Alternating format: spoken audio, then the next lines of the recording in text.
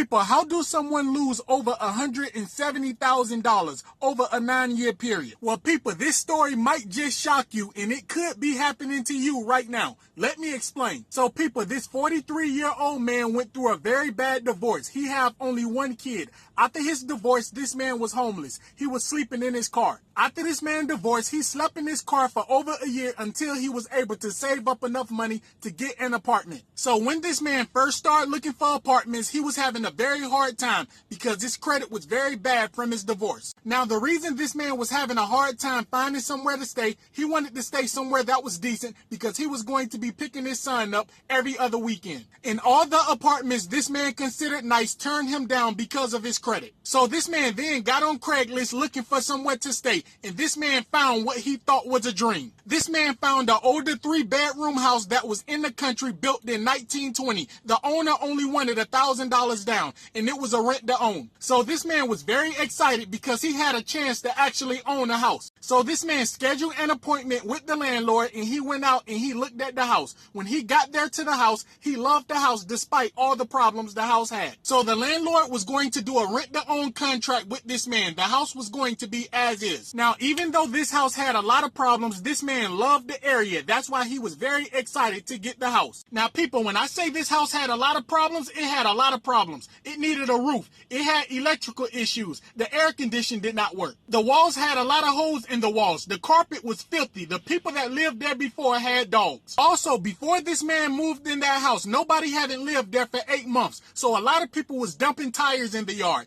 It was over 500 tires in the yard. This man had to move it. Remember, the house was as is. And again, despite all the problems this house had, this man had a huge smile on his face. He was very excited he found somewhere to stay that was in a quiet neighborhood that he can bring his son to his house. Now, people, again, this man was doing a rent to own, and he was paying $1,000 a month. He had to pay $1,000 a month for 20 years. Now, people, fast forward 9 years down the road, this man already paid over $108,000 on that house. Also, he spent over $70,000 on repairs. So, people, after 9 years of this man paying on this rent to own home, he got very sick out the blue to the point where he couldn't work for 2 months. This man had a lot of health issues, and he was in and out the hospital, and he made sure he had good communication with his landlord. So when this man got sick and he couldn't work, he fell behind on his rent very bad. He was 2 months behind on his rent. Now, you may be asking yourself, well, this man lived there for 9 years. He didn't save any money? No, because he was doing a lot of repairs on the house just so the house would be livable. This man had to get a new roof for the house. The roof was leaking very bad. This man had to get trees cut down. He had rats very bad. His septic tank went out, and much more. It was always something going on with that house. So one day this man went to the hospital, and he was in the hospital for over a week.